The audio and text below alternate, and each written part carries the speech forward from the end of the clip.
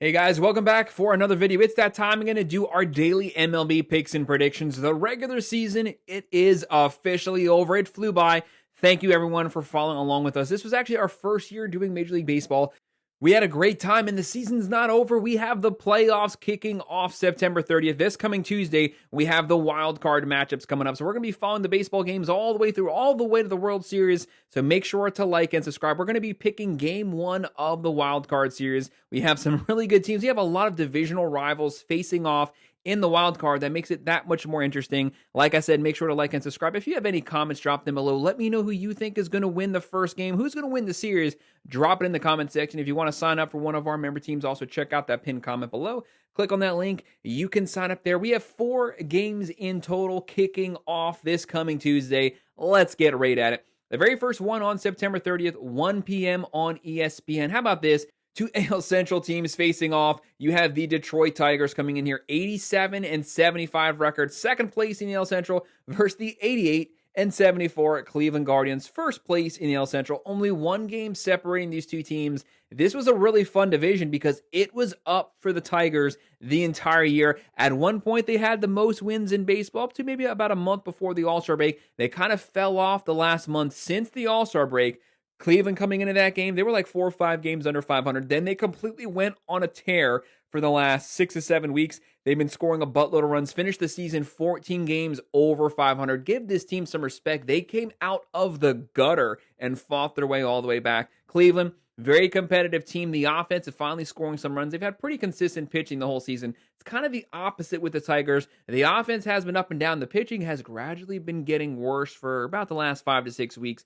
But the Tigers, they are still the favorites in this game. Detroit, 1.5 run favorite, 6.5 over under. Detroit, minus 165. Cleveland, plus 140. Cleveland, we do not have any starter announced for the Guardians as we make in this video. Obviously, the season just ended Sunday night. They haven't said who's going to be starting this game. That kind of gives the Tigers an early advantage, but it kind of also leaves us in the dark because we don't even know who's going to be on the mound. The Tigers, 4.7 runs a game. Hitting 247, 198 home runs this season, 61 stolen bases, giving up 3.95 runs a game. The numbers aren't bad. Pitching kind of fallen off, though, the last couple of weeks. Cleveland, 4.0 runs a game, 226 batting average. That's one thing that has stunk the entire season, the batting average, getting runners on base. They have 168 home runs, 129 steals, giving up 3.7 runs per game. And who's going to be on the mound for the Tigers? We don't know who's pitching for Cleveland. We know who's pitching for the Tigers. It might be the guy who wins the AL Cy Young. Skubal on the mound. 13-6 record, a 2.21 ERA, 241 innings. This guy's been elite the entire season. He's been wheeling and dealing, striking people out, eating up innings. When I'm looking at this game, I have to go with the Tigers as my early pick to win this game on Tuesday. For them to cover the spread, and I'll go with the over here. And then at 3 p.m. on ABC, we have the 90-72 San Diego Padres. This was the team really came on strong the last month, veteran experienced lineup, but it's the pitching that really sets them apart from everyone else. And they have a top 3 overall starting rotation. They also have a top 3 bullpen. They can start the games. They can close them out. They're going to be on the road here versus the 92-70 Chicago Cubs. If the Cubs were not in the same division as the Milwaukee Brewers with the best record in baseball, they probably might have had the best record in baseball. This team can score some runs. They can hit for average. They have power, speed, good pitching. Chicago at home. We don't have any spreads yet. We don't have any over-unders, but the Padres, they are even. The Chicago Cubs are minus 120. So the Cubs are going to be getting the nod here as the Vegas favorites. Padres are averaging 4.3 runs per game, hitting 252, 152 home runs, 106 steals, and a 3.63 runs a game. It's that pitching. They are so good on the mound. That gives them a shot to win practically any game because you know they're going to be in it.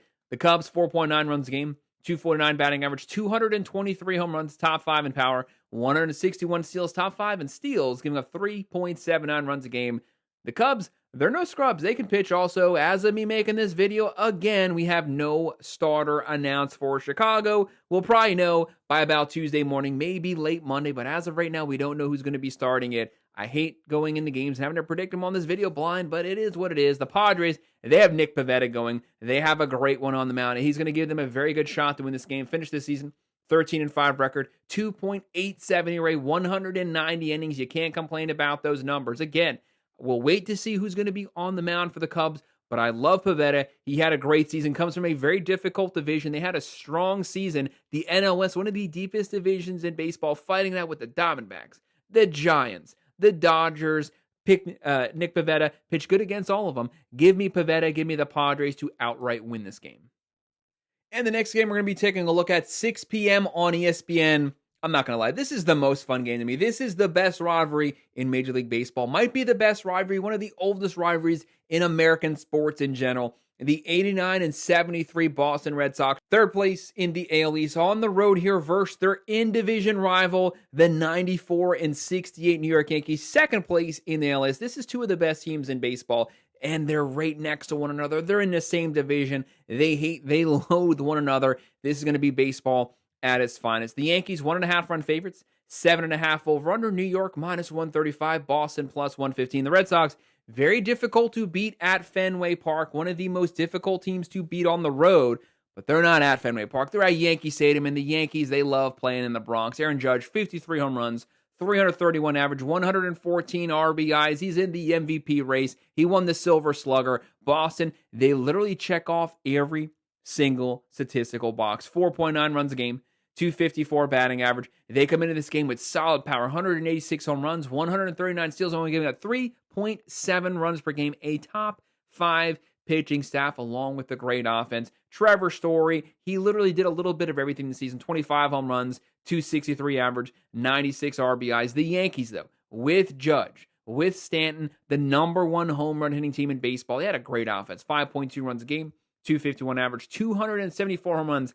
That's not just number 1. It is number 1 by a lot. 134 steals and a 3.91 runs a game. They lost 2 of their starting pitchers preseason from their starting 5 to the DL for the season and still put up pretty good pitching stats. The bullpen's strong. Looking at the pitching matchup, this is a very, very good pitching matchup. Garrett Crochet on the mound for the Red Sox. He had a great season here with Boston. 18-5 record, a 2.59 ERA, 255 strikeouts. He's going to be bringing his A game to the Bronx here. Gives the Red Sox a really good shot to win this one on the road. He's going up against the lefty Max Fried. Max Fried filled in perfectly this season. The Yankees' new stud, 19-5 record, 2.86 ERA, 189 innings. He's not the strikeout pitcher that Crochet is, but he's still a strikeout pitcher. He eats up innings. He has a bullpen that he can rely on. So do the Red Sox. This is a very, very difficult game to call. I think it's going to be really close. It's going to go down to the wire. Give me the Yankees winning this one, but I'm going to go with them winning it by 1, so I'll go with the plus 1.5. And I was thinking like a 4-3 type game, so I'm going with the under, but we will revisit these games on Tuesday, see if those spreads change. And our final wild card game, 9 p.m. on ESPN, the 83 and 79 Cincinnati Reds. I said the entire season, Cincinnati was one of the most consistent teams the entire year. They didn't give you too much. They never gave you too little. They gave you the same product week in and week out. The numbers did not fluctuate much at all from April all the way to September. They beat the Mets out. They won this wild card spot. They'll be on the road here versus the 93 and 69 Dodgers, the defending World Series champs, fighting for a spot to continue their fight in the playoffs. Everyone is probably rooting for this team to lose here because nobody honestly wants to face the Dodgers. They are a playoff team. They're going to play their best baseball in September, in October. People would rather just get them out now so they don't have to face them. So the whole country's wanting them out, but you Dodgers fans, you know your team can win back-to-back World Series. The Dodgers in this one, they are 1.5 run favorites, 7.5 over under. Cincinnati plus 150, LA minus 180. The Reds are averaging 4.4 runs a game,